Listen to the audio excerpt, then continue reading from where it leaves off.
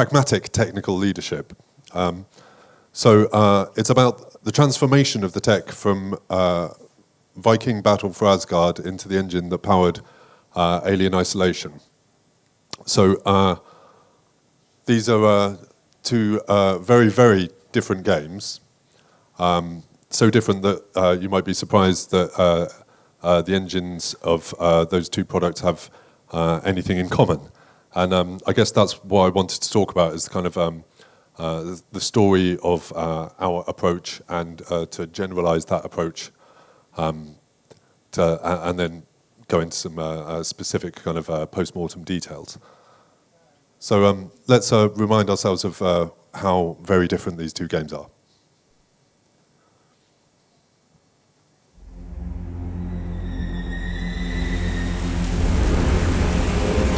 I remember, as many had foreseen, a great eagle descending on Midgard.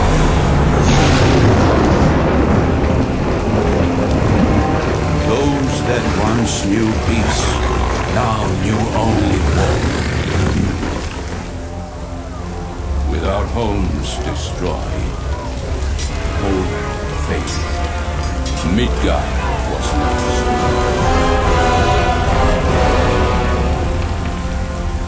But there was one.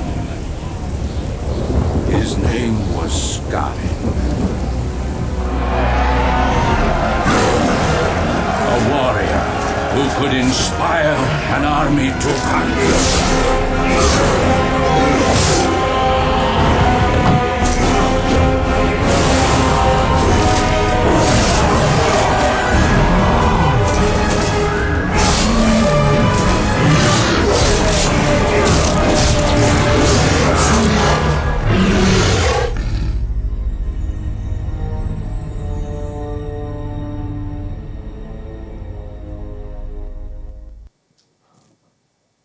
It was really cool digging that out from the from a hard drive. I think it was my H drive. So.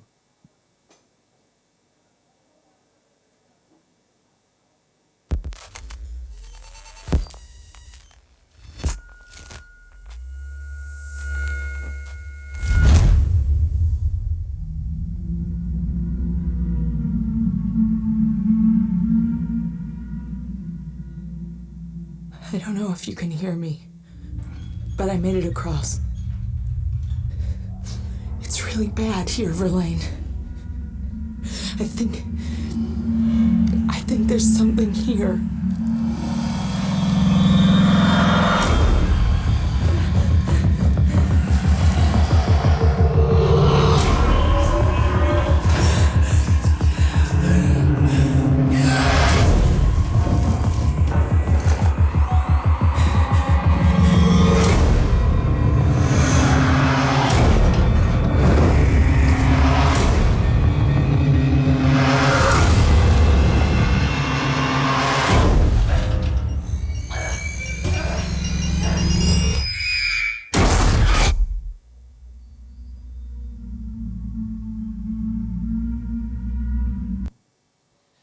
Cool. So as you can see, kind of they're very different. Viking is large open worlds. The primary source of illumination is the sun and the moon, and that's the only shadowcaster available in that engine. There's huge numbers of combatants. It's melee combat with lightly scripted environments on 360 and PlayStation 3. Contrasting that with Alien Isolation, it's large levels of interior spaces with huge numbers of sources of illumination, with small numbers of high-quality AI agents. Range combat and stealth forms the primary gameplay. It uses very, very heavily scripted environments, and it's on 360, PS3, Xbox One, PS4, and PC platforms. So how did we achieve the transformation of the engine technology from one project to another? So a typical suggestion from the engineering team for every single project pretty much that I've ever worked on is let's start the new engine from scratch. It'll be faster to make and a solid platform for moving forward for this and future projects. And that's a really perfectly reasonable suggestion, and is probably the optimal way of developing the code for the engine. However, did our project schedule look like this, with kind of about 2 to 3 years of purely engine dev at the beginning, upfront before pre-production is even occurring, and then you have the typical development cycle after that of vertical slice, which gates content towards the final game, and then production. And so, I can't imagine ever having a schedule like this where the engine team, during kind of the production phase of the game, are kind of working on personal R&D projects and, sipping cocktails in the sun, lounging around, maybe working on the engine for the next project. A much more typical AAA dev cycle is a maximum of 12 months of concepting and pre-production, beginning with real-time demos required right at the beginning, the vertical slice, and content towards the final game on exiting pre-production, going into production. Half the time, you end up in a situation where there's some content which the production schedule doesn't work for, and so you need to get cracking on it sooner rather than later. And then the phase between pre-production and production, instead of being a discrete change where you've finished your technology and you're getting on with just turning the handle on making the high-quality game that you want, typically becomes a grey area, and you're never quite finished with changes to the engine. And then sometimes, just occasionally, along the way, you might be asked for a demo. Just the odd one or two. So I kind of ripped this quote off from somebody else, and I think this is it struck me as being particularly useful. The fact that we are no longer kind of engine architects who have a grand plan, and then we execute on that grand plan to have a finished, beautiful piece of technology. We're now all engine gardeners. That's what we do. Our engine is the garden as a whole, and that garden will have an initial design, and elements of that garden may change with the demands of the current project and the future projects. The garden needs, you need to plan for long term and expect change. If your garden is a complete crap hole, then you're just going to have to turn up with a flamethrower and a bulldozer, because you have no opportunity for improving that in any meaningful way. The minimum requirements from your team are that you have modularity of design, that you have it through encapsulation and abstraction, you have decent coding standards and appropriate documentation. So the garden contains discrete systems.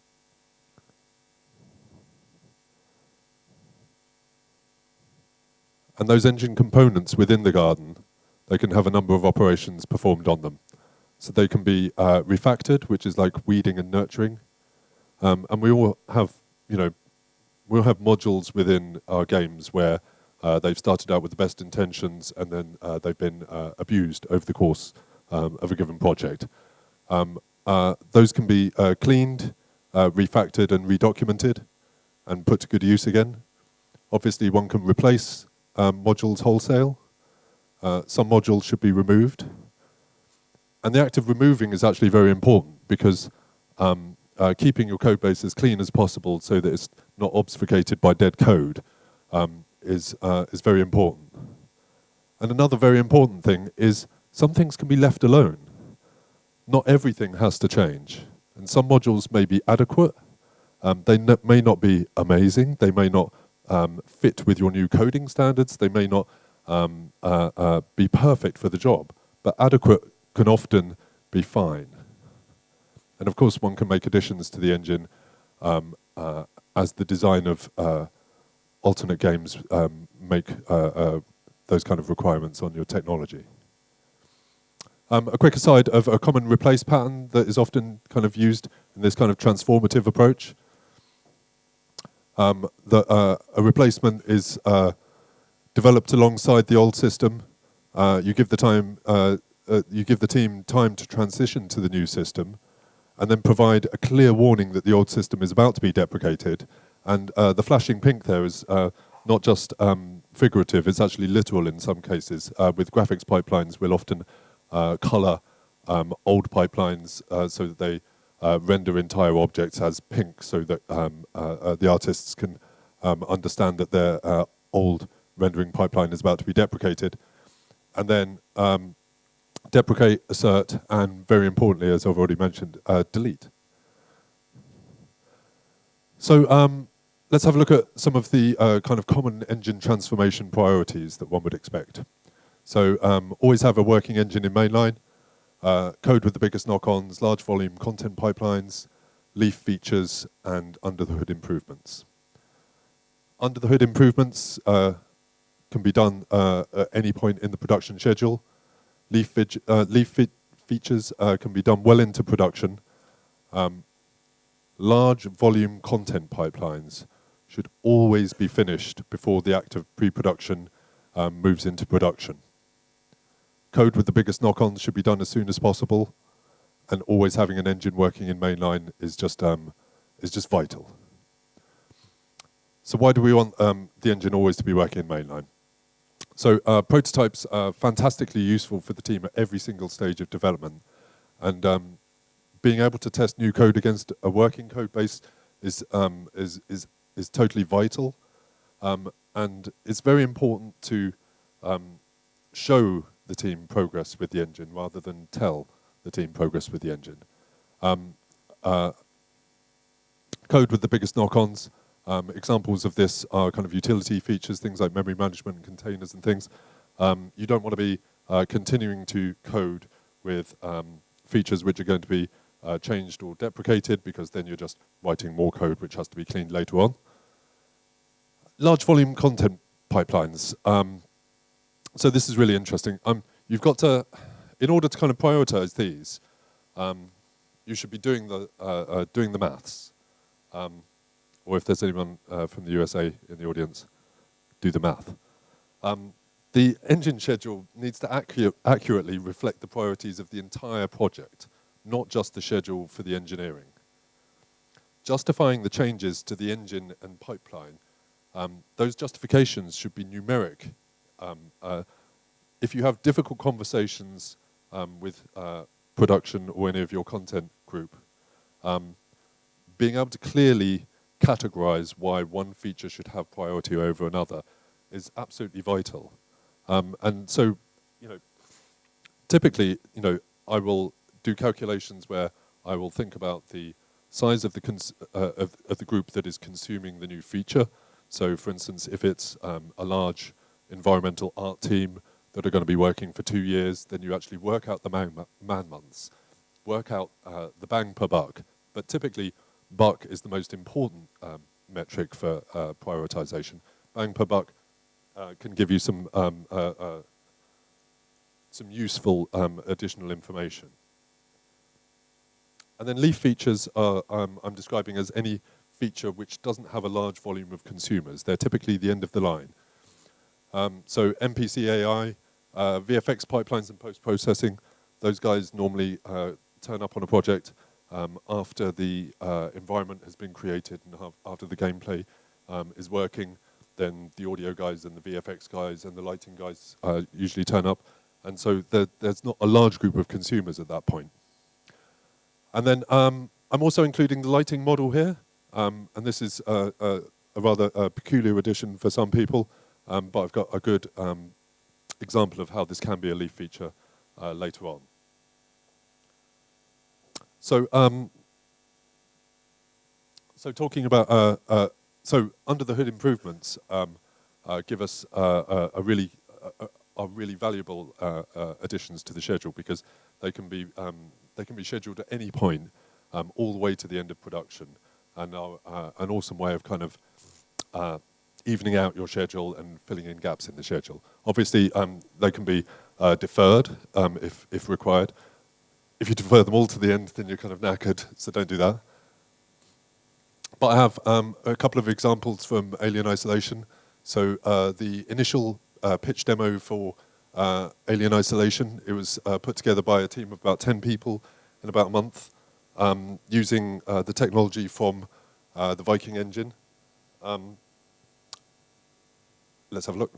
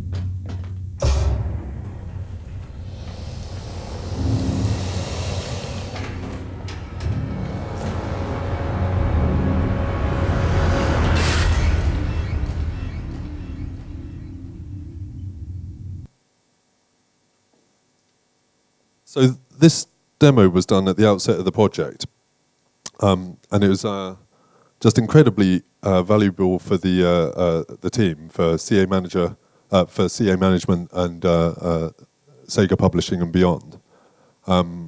We hacked in a glass shader, fake lights via emissive surfaces and reflective surfaces by literally duplicating the geometry under the ground and having a semi-transparent floor. A first-person camera, and creative use of the one shadow casting light, and so that was entirely the Viking technology set with a few additions. And as I mentioned, the consumers for that, the team, creative assembly management, Sega Publishing, the IP holder, and it couldn't have been, excuse me, it couldn't have been more valuable to us right at the beginning of the project. So. Again, stressing the fact that having a working engine in mainline is absolutely vital. I've got a rather more kind of dry example here where we ended up with multiple matrix classes in the Viking codebase via integration of a couple of libraries, each of which had some functionality that the other didn't, and one had a bug. It was absolutely nightmarish. We had a couple of goes at cleaning it up early on in the project, and each time somebody did a revert on literally hundreds or maybe even thousands of files. As a result, you end up with kind of like ugly conversion shims everywhere in the code. It's absolutely repulsive. And guess what? We did not actually refactor it. We still have multiple matrix classes in the code. Should have been refactored. Half of the engineering team have experienced using the wrong matrix and finding that they needed kind of shim code, and we've now got more code that needs clearing up. So this is an example of us breaking the rule, and it should have been done there, and never got done. A smaller example of coding with some knock-ons, which we got done early, was performance tracking, just simply getting rid of all of the platform-specific code for performance tracking and wrapping it into a common suite of functions, so that platform, homegrown, and third-party performance applications were all wrapped, and that allowed us to get rid of vast swathes of repulsive-looking code at the beginning of half of the functions in the game, and it allowed us to put CPU and GPU budgets on the screen in real time, and getting feedback immediately when we're kind of making the game chug. It also allowed us to create an artist profiler with discrete budgets for various parts of the rendering pipeline, which of course they blew straight through. So the consumers for this are, the entire engineering team, the content team, and production. Getting it done early in pre-production is vital. And so onto some large volume content pipelines. So for Alien Isolation, the visual design required lots and lots of small lighting sources, lots of variable and motile lights, loads of shadow casters, and so as a result, we were in PS3 360 times when the idea of deferred rendering was a bit kind of like, ooh, maybe it might work, and so deferred rendering had become demonstrable as a mechanism, and so loads of small lights. Deferred rendering was a great fit for us. So here you can see we have loads and loads of small lights. We have loads of motile lights, which the effects team put into all of their particle emitters. There's me with a paper copy of the talk. And so we replaced the forward rendering modules with deferred. We left the existing data set, so that was still valid. So the consumers of this are the concepting art team in pre-production, but more importantly, it's the production art team, which is hundreds of man-months of work. And then, of course, the VFX team will come after those guys, and the lighting team after those. So ensuring that this work is done very early in pre-production in order to kind of unlock those content teams is super, super, super important. Another example is the visual asset pipeline. So for Viking, we had individual shaders on individual assets. For Alien Isolation, we wanted a flexible, unified shading system with a library of materials for the tech artist to create the library and for the rest of the artists to use, and also a change to physically based rendering. So the result is that we now have all of our metals look metallic, and our plastics are unified, and all of our kind of materials are from a library rather than individual artists just making up whatever they want. Because the physically based rendering, the materials look great under variable lighting conditions. And again, replacing wholesale elements of the engine. The consumers are, again, the production art group, and so a massive feature which unblocks the content group. And significantly, this also used the kind of the kind of common replace kind of technique that I mentioned earlier, where we left the existing pipelines available. Well, not available. We left the existing pipelines so that the data was still valid, and then eventually we turned all of that data bright purple. Then bright purple plus a massive warning on all builds apart from final release, saying this level contains invalid material data, and then after a couple of weeks of that, we then turned it off and made it so that the levels wouldn't load and they would turn our CI red. And so again, very early in pre-production, as this knocks on to a vast amount of the content group. And a last example from large volume content pipelines would be our scripting pipeline. So during pre-production, we're kind of making the vertical slice. We had a scripting system which was kind of developed ad hoc over a number of projects by multiple people with different ideas about how the scripting system could work. It was created via, it was run via a plugin in 3ds Max. And we all know how expensive those licenses are, so only a limited number of the team would be able to use the scripting system. And while making the vertical slice, it had been a bit of a slog, and it became very apparent that we needed to change our scripting system. So we've been working on an editor, the Cage, the Creative Assembly game editor, and so that was the plan, to move the existing scripting system out of Max and into the game editor.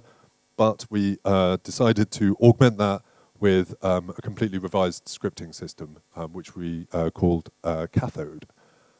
So this scripting system was much more general purpose and consistent and flexible. The entire scripting system is live edit. We have reuse of common entity designs via a composite system, which is kind of effectively the kind of nested prefab vibe. And of course, all members of the team would then have access to the scripting. The logical flow can be easily followed and the scripts easily debugged. And the scripting system was used by every single element of the game. You know, there wasn't a single group of people that weren't well versed with the scripting system. And so we are here, and we're in a situation where we find that we definitely need to revise our scripting system. We had a kind of sneaking suspicion, but of course we're busy with the vertical slice demo. So we're aiming for, right at the end of pre-production, to try and sneak it in.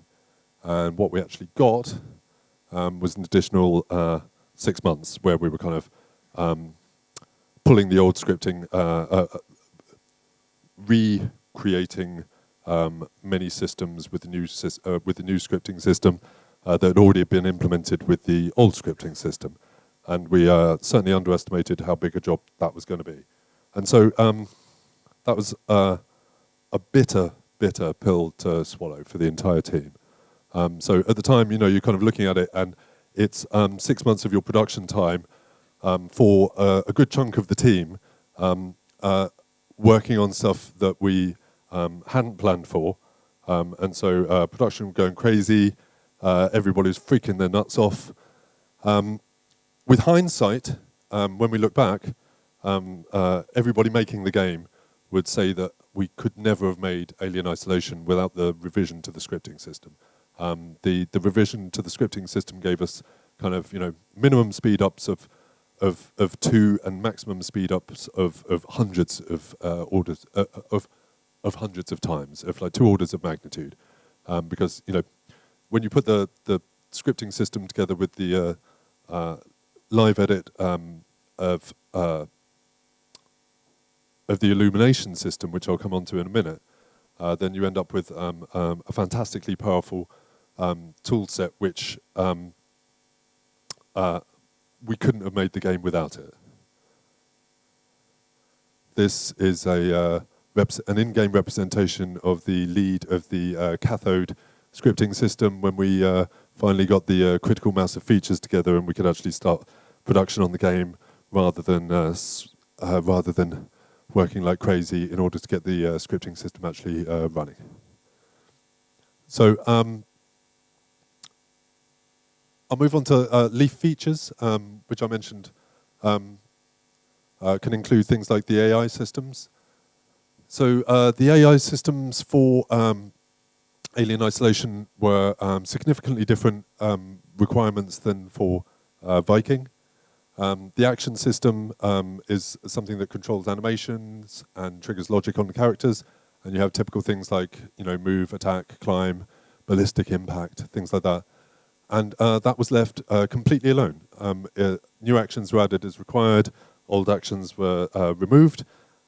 It's not a perfect system, and it's kind of survived all the way through from sports games from Electronic Arts from back in the day. But it does the job. The locomotion system controls actions which need to reach local positional goals. That was simply refactored. It was just kind of cleaned up. The pathfinding system was replaced with a like-for-like system, which had much better offline creation and runtime properties.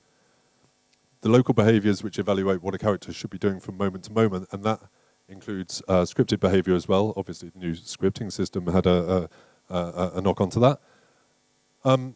That was replaced with the system that allowed graphical editing of behavior trees, which, with hindsight, we're not necessarily sure whether we should have used graphical editing of behavior trees. We had some kind of dream that designers were going to be able to dig into the behavior trees and kind of, synthesize a new character from an existing character and edit a couple of nodes. The behavior trees on all of the AI agents in Alien Isolation were absolutely colossal, and the only people that could pass the information were the AI coders, and so that dream died.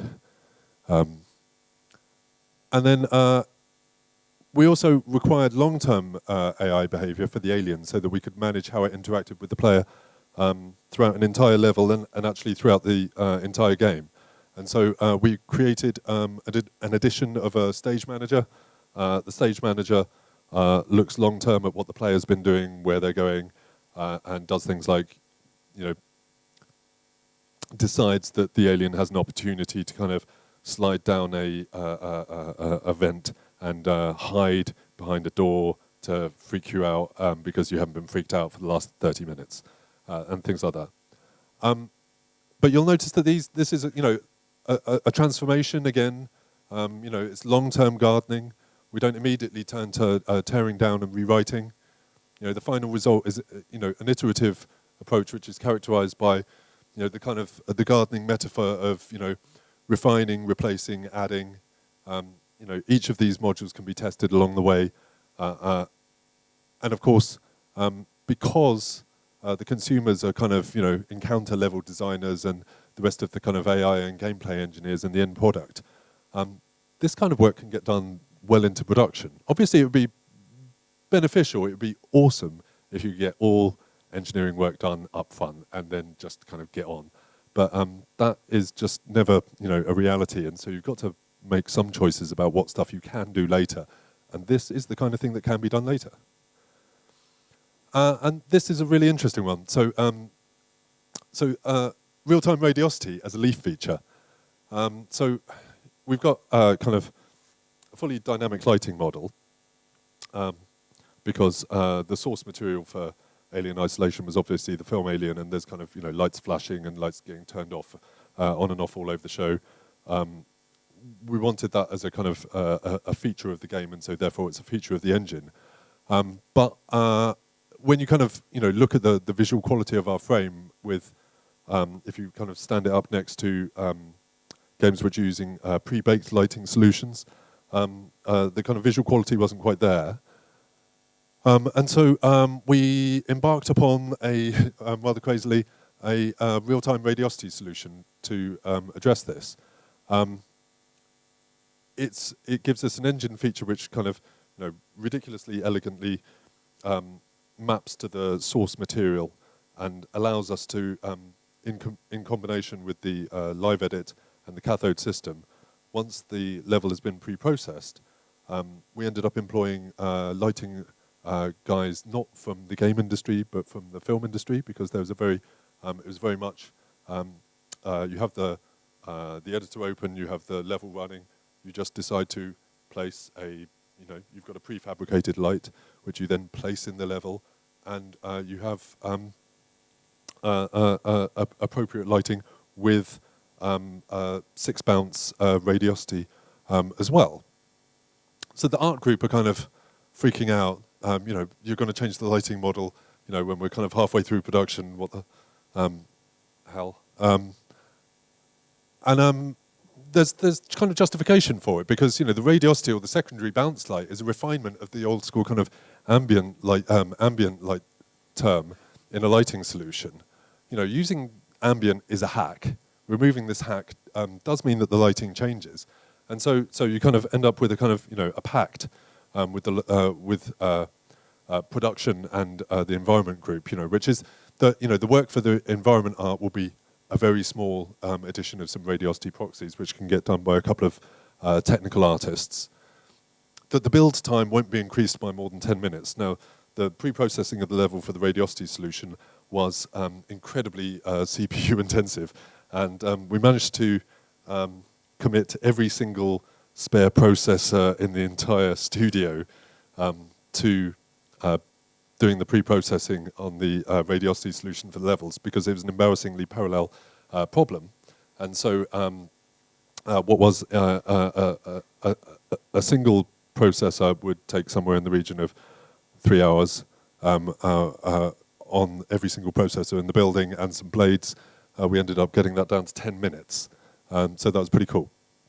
And also the delta in lighting is going to be small enough so that any fixes can be done in the final lighting polish pass by the lighting artists. That there's not going to be significant change. So here's the cage editor doing live edit, moving the lights. And you can see the light being reflected from the surfaces and bouncing around the environment. This entire scene is being lit by just one spotlight. So if you turn the radiosity off, then you're left with one spotlight. So it's profoundly cool. So replacements to the engine. The consumers are the lighting artists and a few environment artists in the final product. So as a result, we managed to spank it in well into the production of the project. So my conclusions, I know it's been a little bit of a ramble, but ensuring that your game engine is ready for change. Incremental gardening can achieve complete transformations of your tech stack while allowing content production to continue. And that while developing technology, you should prioritize for content and production needs rather than what gets the tech done fastest. And I think that's me done. Thank you.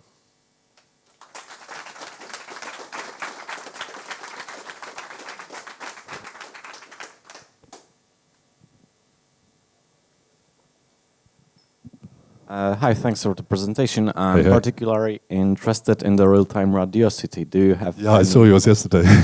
Yeah. So I'm interested in the topic. Yeah. Do you have any technical papers behind this, or maybe some source of knowledge? How did you do that? Not on me, but there's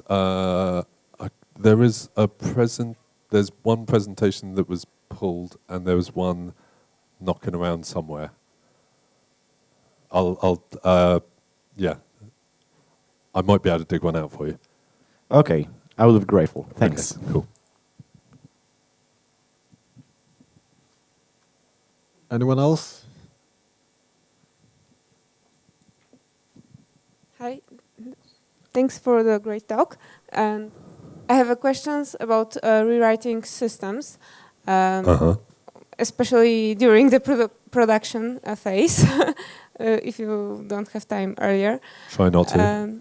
Yeah, but if you have to, how do you deal with things like you wrote the second system on the site, then decide to switch, and there are then the screaming starts. Yeah, and you have two main problems. One, that some people have to switch to the system, or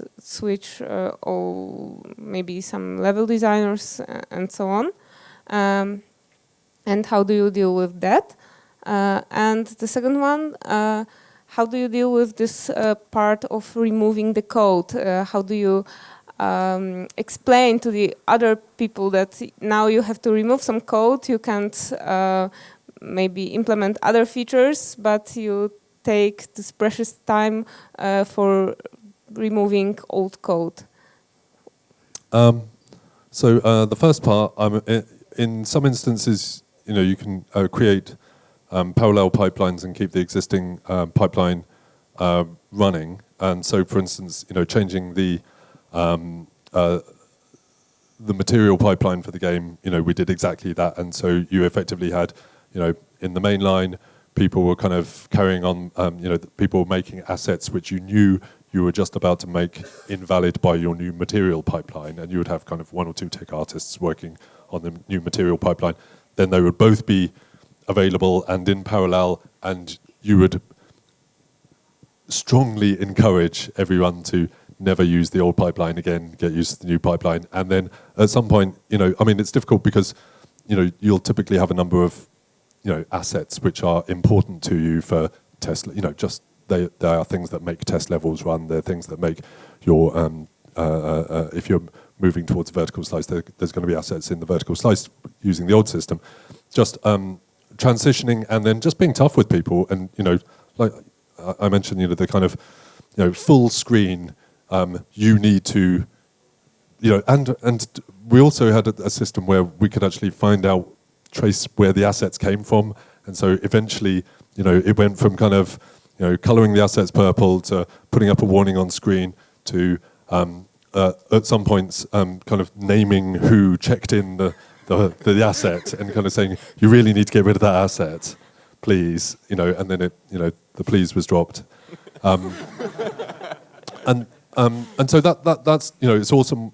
And one, can strive for that sort of kind of, parallel development and then deprecation. In the case of the scripting system that I mentioned, there was nothing we could do about it. It was horrible. We had 6 months of hell where, the environment artists could, continue cracking on. The character dudes could model and animate, and we could, there was a lot of, quality work that was still going on in production. However, there were large tracts of the project which were stalled at that point, and it was incredibly stressful for everybody involved. It really was. It was a massive net gain in the end, but that 6 months was just 6 months of absolute hell, because the moral of this story is don't ever do that. My point there is to kind of demonstrate we did it, and it was fucking horrible. So, yeah. Did that answer your question? Oh, and removing code. People, right? So the act of gardening the code base. At first I was going to do an entire talk with the gardening metaphor, and I was like, and it was just ridiculous. And then I did a little bit of research, and there's a whole kind of thing of software gardening manifesto on the internet, and it's kind of like programmers are flowers, and some people are arguing, no, the code is a bean, and shit. And so I couldn't go like crazy on the software gardening. However, the kind of the metaphor works really well, and the act of kind of nurturing and refactoring, deleting, that should be ongoing, and engineers should be doing that at all times. During the kind of large-scale transformation of one technology into another technology, that's an accelerated version of that process. But your team should be disciplined. They should enjoy it. There's nothing more pleasurable for an engineer than deleting a whole slew of stuff and getting rid of a whole bunch of stuff. It's really cool. So making sure that people enjoy that and having clean code and having a code base that is in a position to be transformed is vital, because as I mentioned, the crap hole garden. If you never delete anything, then that kind of weedy kind of stringy mass of shit which flows all over your garden will eventually consume it. Any other questions? Last chance? No? Okay, thank you very much. Thank you and good night. Huge applause.